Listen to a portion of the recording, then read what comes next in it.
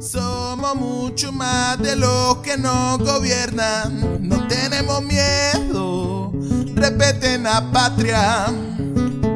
Somos mucho más de los que nos disparan. No tenemos armas, nuestra lucha es ideas.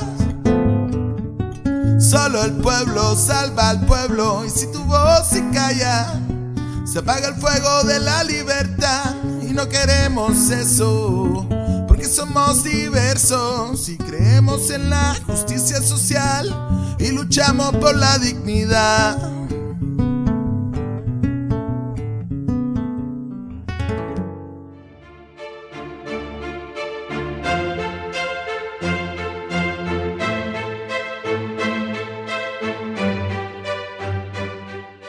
Soy María Lili Delgado, periodista independiente, y en esta ocasión acompaño al equipo de Divergentes para hablar sobre un tema inevitable en un país marcado por la comisión de crímenes de lesa humanidad en el 2018.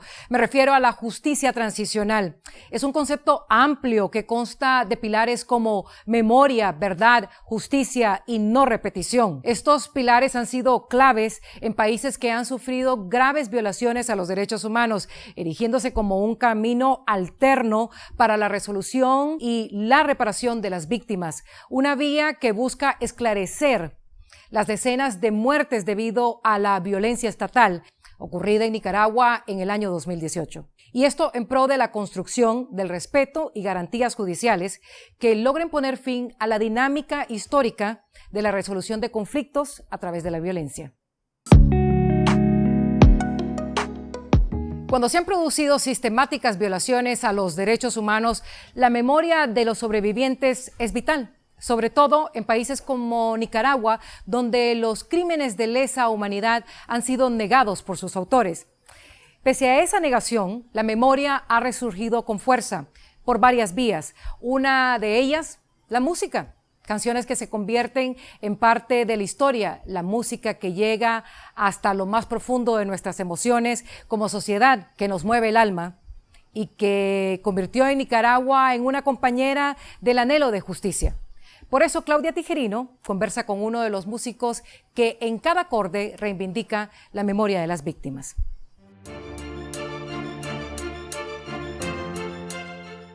La música y la memoria van de la mano, así quedó demostrado a partir de abril de 2018. Hola Mario, bienvenido. Gracias, Claudia. Bueno, sabemos que en Nicaragua hay muy poco trabajo de memoria, ¿no? De construcción de memoria colectiva. Y vos sos parte de los artistas que están trabajando como en esta construcción implícitamente. ¿Qué tan importante es la música o cómo puede aportar la música y el arte para la construcción de esta memoria colectiva? Aporta tanto como aportan las pruebas en un juicio. Por ejemplo, hablar de Richard Pavón, de Álvaro Conrado, de Franco Valdivia, gente que el gobierno no reconoce como estudiantes, como chavalos que estaban reclamando un derecho cívico y que fueron asesinados por la policía y por paramilitares. Nunca antes se ha hecho de manera tan colectiva arte desde el 2018, fíjate. Me ha tocado trabajar con un montón de artistas como músico, como arreglista o como cantante nada más. Y sinceramente, desde el 2018 no había hecho tantas colaboraciones como las que he hecho en estos 3 últimos años, estos casi 3 últimos años. Creo yo que la música, como te decía antes, te puede decir un montón de cosas crudas, difíciles de entender, y la música te lo va a decir de manera suave o de la manera que entendás. Porque a veces las cosas duras es mejor cantarlas. Y mucha gente ha cantado por todos los muertos y por todos los oprobios que nos ha hecho este gobierno. En ese sentido, creo que mucha gente ha colaborado, muchos artistas, no solo músicos, escritores, ilustradores, actores, etc.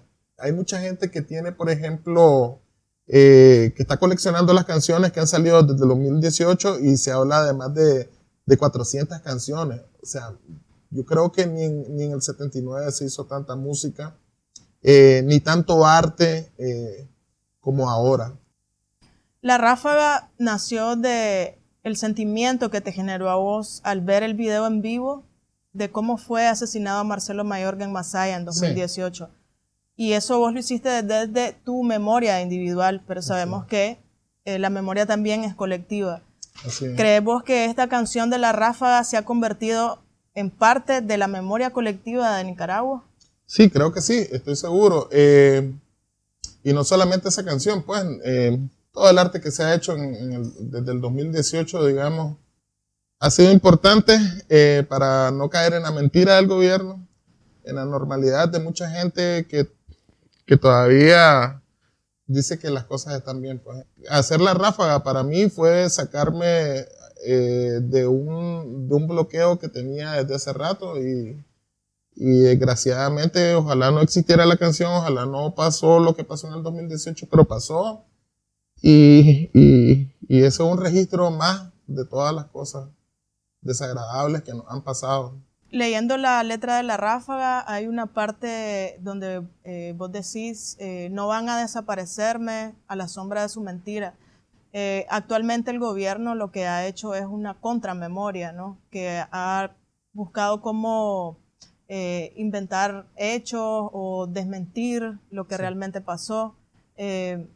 ¿Puede la música y el arte ser herramienta o ser un vehículo para atacar esta contramemoria? Por supuesto, estoy seguro. De hecho, la frase nació de eso, de la idea esa de no creer todo lo que dice el gobierno.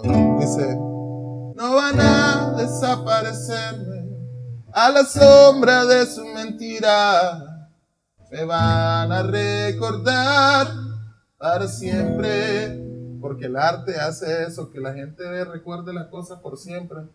Y pido que se haga la voluntad del pueblo y que unidos, solo unidos vamos a salir de esto.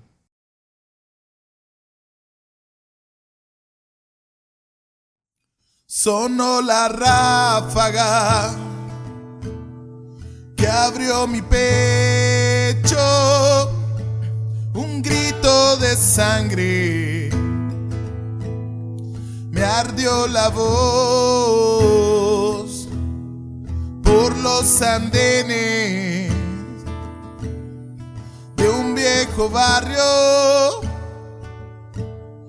Alguien me llama, no escuchan su voz, está gritando al cielo una plegaria y al mismo tiempo cayéndome al suelo, que no me arranque del alma una bala,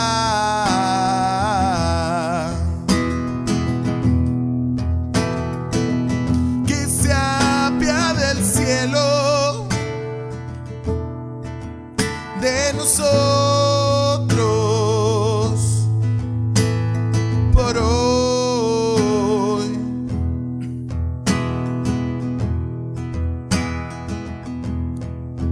No van a desaparecerme a la sombra de su mentira, me van a recordar para siempre.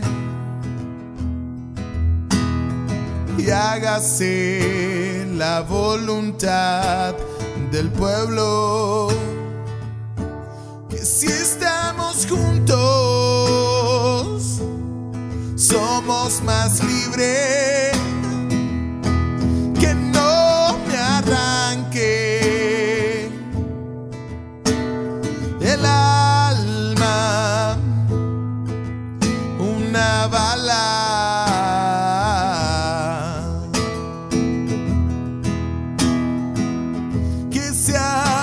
del cielo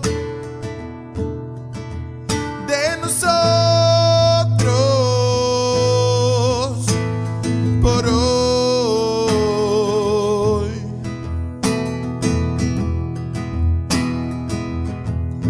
Sonó la ráfaga que abrió mi pecho, un grito de sangre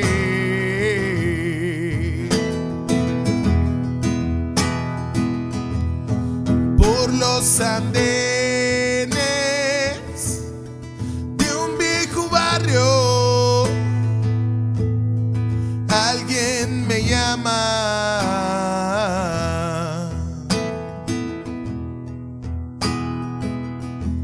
que no me arranque el alma una bala. Presente, presente, presente, Marcelo Mayorga, presente.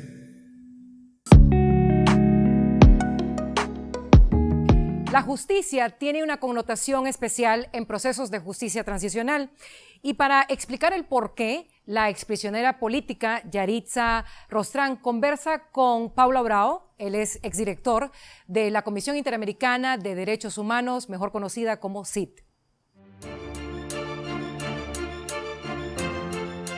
Gracias, Paulo, por estar con nosotros. Yo soy una de las víctimas de esta dictadura y quisiera empezar esta entrevista preguntándote qué condiciones deben existir en un país para que las víctimas de crímenes de lesa humanidad tengan justicia. La justicia transicional es toda una iniciativa que se ha generado desde el derecho internacional a los derechos humanos.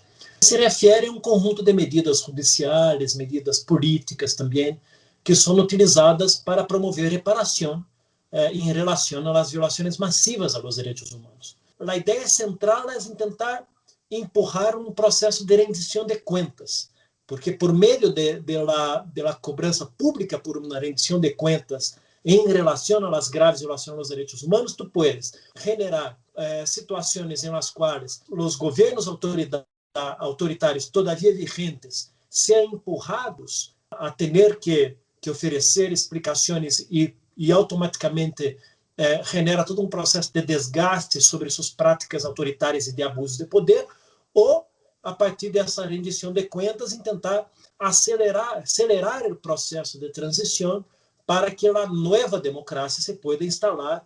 ¿Es posible un proceso de justicia transicional sin un cambio de régimen político? Sí, la justicia transicional puede ser utilizada como un camino hacia la democracia, como un proceso para la utilización de mecanismos para forzar un proceso de redemocratización. Y estos mecanismos se centran exactamente en priorizar la atención a las víctimas. A cada vez que nosotros criamos una ética de respecto ao derecho de las víctimas, se va desnudando todas las condiciones estructurales que generan el estado de excepción y que generan las práticas de abuso de poder. E é a partir do sentimento de dignidade das vítimas que se vai señalando o caminho que se deve seguir para generar um novo compromisso com a sociedade dentro de um marco de um Estado de Direito democrático, de segurança cidadana, de uma verdadeira proteção aos abusos de autoridade. Então, muitas das organizações da sociedade civil, por exemplo, hoje estão publicando informes sobre a situação dos direitos humanos, alguns de eles informes generais, outros informes temáticos. Estes informes são centrais para o processo de documentação e registro dessas violações e para o processo de construção da verdade histórica, confrontando-se à narrativa de negação oficialista do governo, que não reconhece estas práticas de violação e automaticamente não reconhece a existência das próprias vítimas. Aquí se recomienda la instalación de una fiscalía especial. ¿Qué tipo de crímenes debe perseguir esta instancia? Independentemente de un régimen autoritario democrático, la creación de fiscalías especiales para la agenda de derechos humanos es una buena práctica que debe ser fortalecida y que debe ser estimulada. Pero especialmente em contextos de tratamento de um legado autoritário, de um legado de violência, ou de tratamento desse legado do passado recente ou atual, que se genera em relação à persecução contra a sociedade, estas fiscalias, elas podem ter um rol fundamental de centrar os esforços estatais de uma parte do Estado, obviamente, para acelerar os processos de construção de la reparação, mas também os processos de reconstrução da própria reconciliação nacional. Uma das experiências mais interessantes são aquela que foi criada em Argentina. Eles criaram uma Fiscalia Especial de Crímenes de lesa Humanidade, e foi a partir desta Fiscalia de Crímenes de lesa Humanidade que se foram construindo cada um dos juízos orais e dos juízos que foram levando os perpetradores de direitos humanos a los tribunais para responder por estas violações. E esse processo ha sido tão eficiente porque ha ajudado a superar a desconfiança que os cidadãos tinham em uma capacidade do Estado para salvaguardar seus próprios direitos, para salvaguardar sua própria seguridade. Cuando la justicia transicional plantea la reparación para las víctimas, no debe de entenderse únicamente como una reparación material. Implica un proceso más integral. Pero para entenderlo, Maynor Salazar conversó con la comisionada de la CID, Antonio Rejola. ¿Qué implica la reparación para las víctimas de crímenes de lesa humanidad? La Comisión Interamericana, desde sus inicios, ha buscado avanzar en consolidar y aplicar una noción comprensiva de lo que se ha denominado la reparación integral.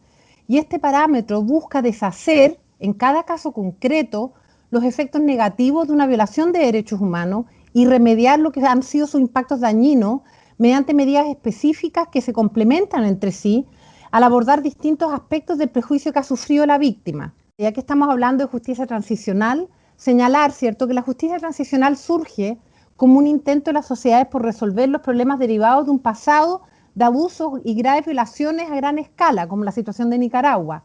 La reconstrucción de la confianza ciudadana en la institucionalidad estatal tiene que ir acompañada de mecanismos que den garantías de verdad, justicia, reparación y no repetición de las violaciones de derechos humanos. ¿Cómo ha sido la reparación en otros países que han vivido crímenes de lesa humanidad como en Nicaragua?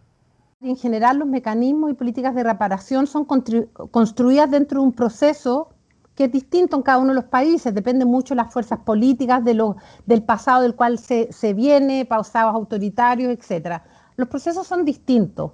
Los diferentes sectores de la sociedad nicaragüense, y sobre todo las víctimas, deben construir las mejores respuestas para el caso nicaragüense. No hay un solo modelo. En Ecuador, por ejemplo, la ley de reparaciones establece procesos de reparación material e inmaterial de las víctimas y son llevados por instituciones diferentes. Está el Ministerio de Justicia y Derechos Humanos por una parte, la Defensoría por otra parte. En otros países se han creado instituciones específicas solamente para promover medidas de reparación. Argentina, por ejemplo, ha aprobado diferentes leyes reparatorias. Una que indemniza en caso de desaparición forzada o fallecimiento debido a terrorismos de Estado. Otra ley se enfoca en los casos de los exdetenidos y otra está dedicada solamente a reparar a los hijos e hijas de los detenidos desaparecidos. En otras experiencias han sido las sentencias judiciales las que han cumplido un rol fundamental. El caso de la Sala Constitucional de El Salvador, que ha determinado la obligación del Estado de aprobar una ley de reconciliación nacional que tiene que cumplir con estándares internacionales correspondientes.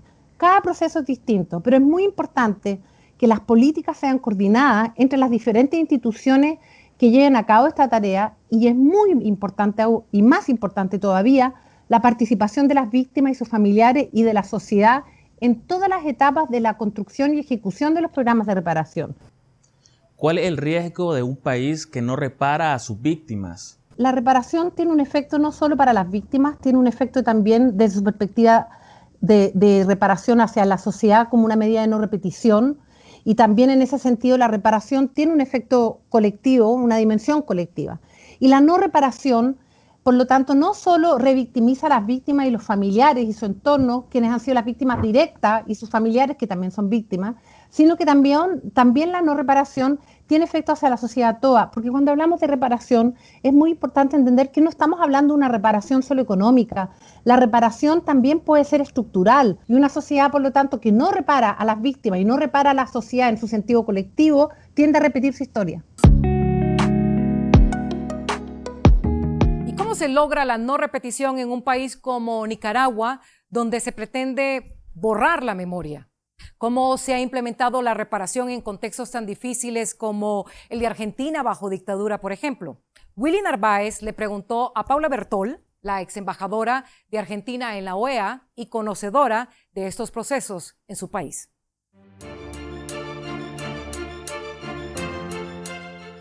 Gracias, María Lili. Le damos la bienvenida a Paula. Inicio con la primera pregunta. ¿Qué implica la no repetición en un proceso de justicia transicional?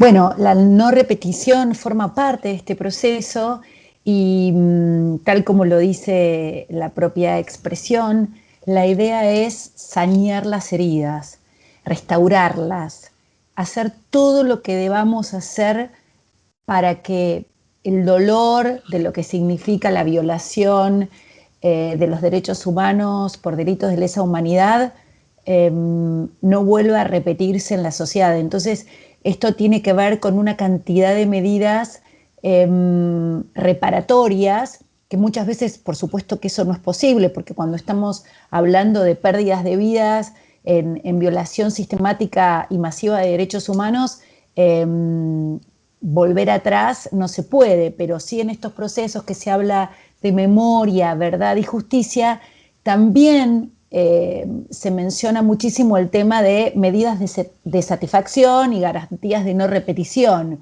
que es como una educación en todo el tejido social para además sostener la memoria, la verdad y la justicia. Y en esto la Corte Interamericana de Derechos Humanos, cada vez que saca adelante una sentencia, es muy notable cómo a través del artículo 63 de la Convención Americana establece medidas para que todo aquello que ocurrió perjudicando a colectividades o a personas individualmente no se repita. Entonces, de repente podemos encontrar medidas tales como publicación y difusión de la sentencia, que es lo mínimo, ¿no? El tema de que la opinión pública conozca los hechos, lo que pasó. Una cosa que pasó mucho también en nuestro país es la evocación permanente mediante actos públicos, la memoria, en los aniversarios, que todos sepamos quiénes fueron las víctimas, qué ocurrió, que esto no se olvide. Entonces vemos esto de que se llevan adelante reconocimientos de responsabilidad, muchas medidas educativas y de capacitación para las víctimas, pero también para todos aquellos, por ejemplo, que cometieron los actos atroces, ¿no?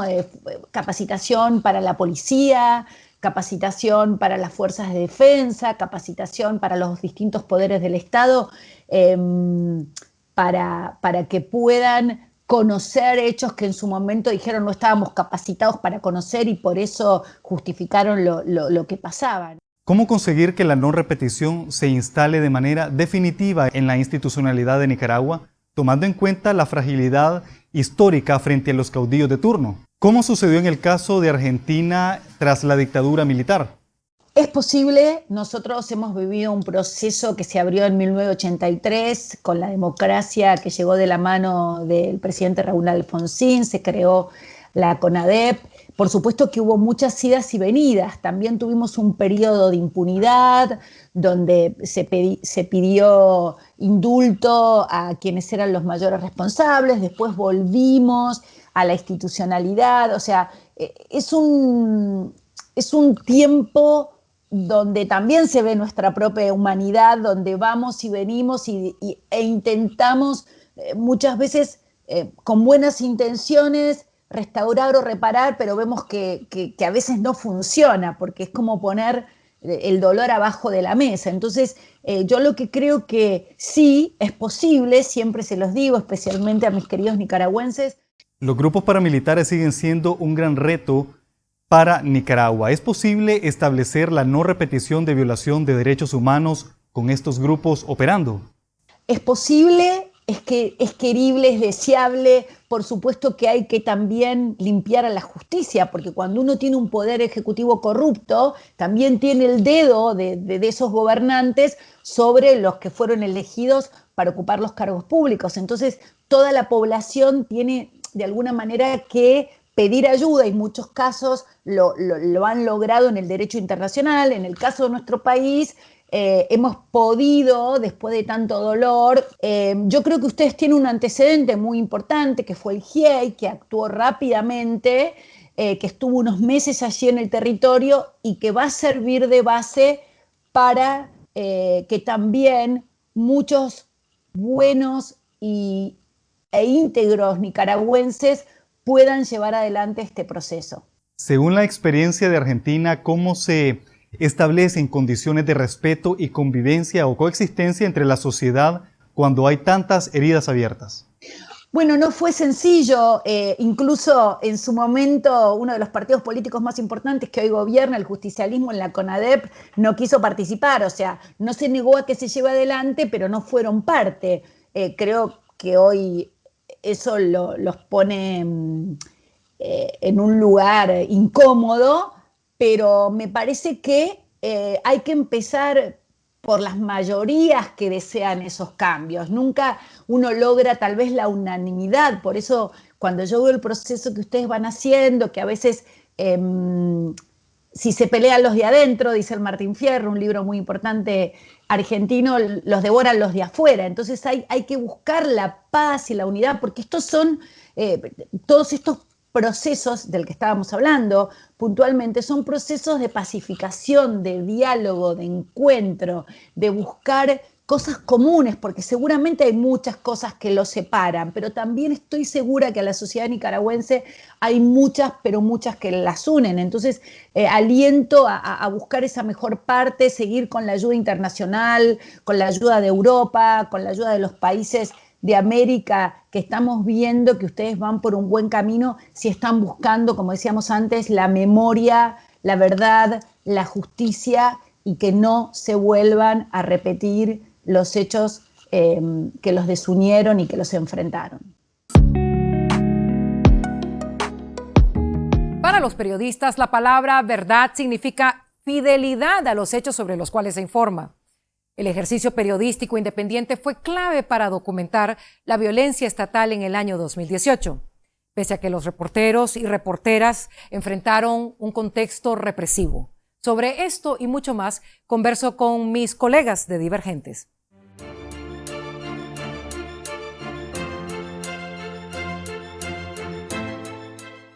Hola muchachos, qué gusto estar aquí con ustedes en este especial de Divergentes.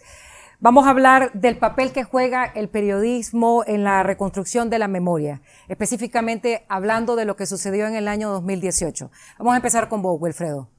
El papel del periodismo independiente que ha jugado a raíz de la crisis sociopolítica de 2018 es valioso, sobre todo cuando estamos frente a un gobierno que ha sido acusado de cometer los crímenes de lesa humanidad, pero que sobre todo tiene una constante negación de lo que sucedió. En ese sentido, el periodismo viene y le da voz a las víctimas para reconstruir lo que pasó, y a partir de esa reconstrucción pueda haber memoria, no solo para reivindicar a las víctimas, sino para entablar en el futuro procesos de justicia que tanto demandan las víctimas. En ese sentido, el periodismo de memoria, el periodismo de reivindicación de esta memoria, no solo debe recopilar testimonios, sino que debe contrastarlo, debe incluso confrontar a los victimarios. Cuando se reconstruye memoria, también se tiene que tomar mucho en cuenta el contexto en el que sucedieron las cosas y darle su justa y debida dimensión. Carlos, vos sos fotoreportero, ¿verdad? Y has cubierto la sistemática violación de derechos humanos que se vive en el país desde el 2018,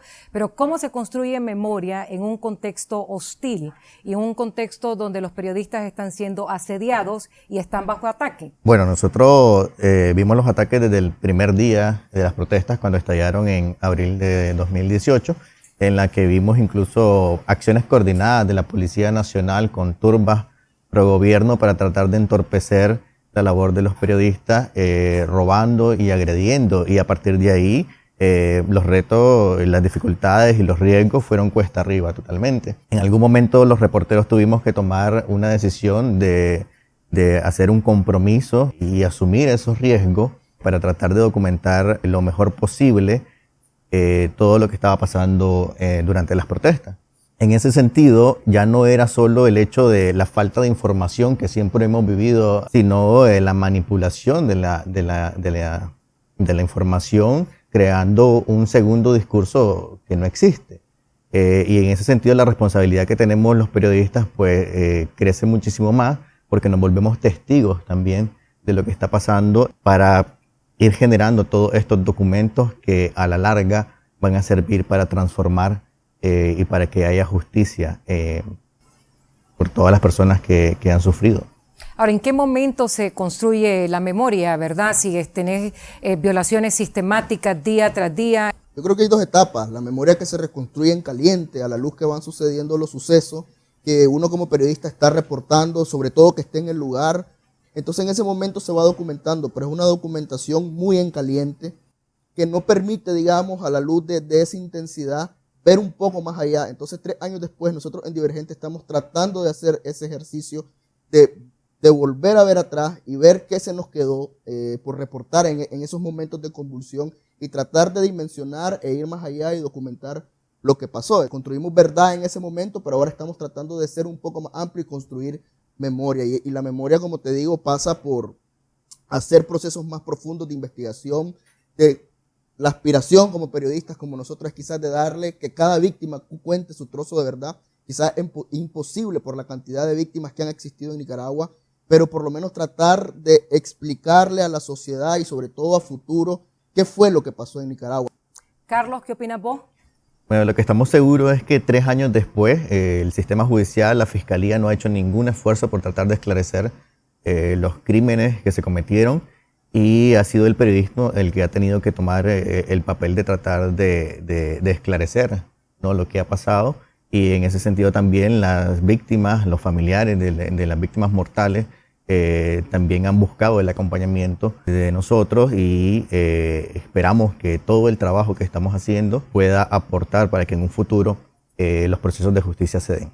Muchas gracias a ambos, gracias al equipo de Divergentes por haberme invitado a participar en este programa especial de Justicia Transicional. Sin duda alguna vamos a seguir hablando de justicia transicional en los próximos años, en los años venideros. La gran pregunta es, ¿habrá justicia transicional en Nicaragua? ¿Habrá verdadera paz en Nicaragua? Es una historia que creemos que está pendiente de contar, pendiente de vivirla y compartirla con todos ustedes. A todos los que nos han acompañado, muchísimas gracias.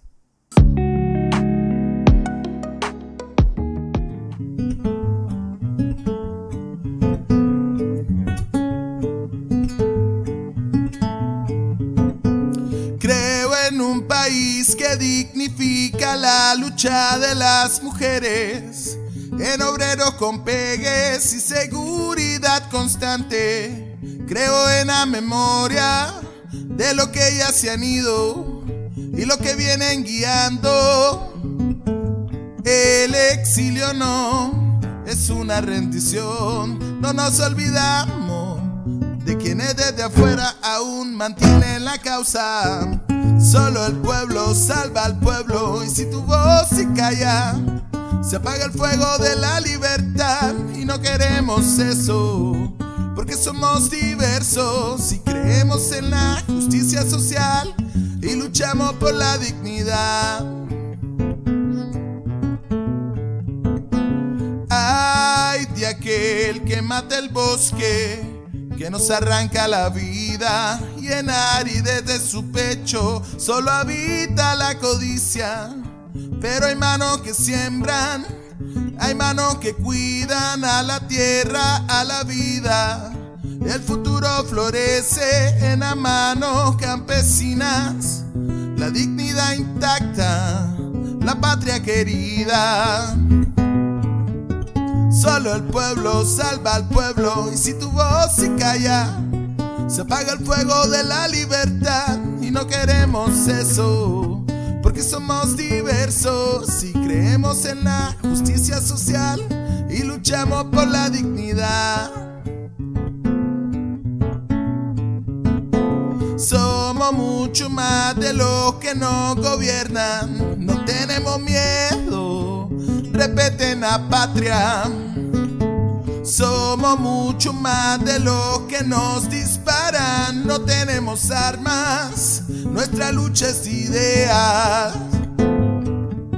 Solo el pueblo salva al pueblo y si tu voz se calla, se apaga el fuego de la libertad y no queremos eso.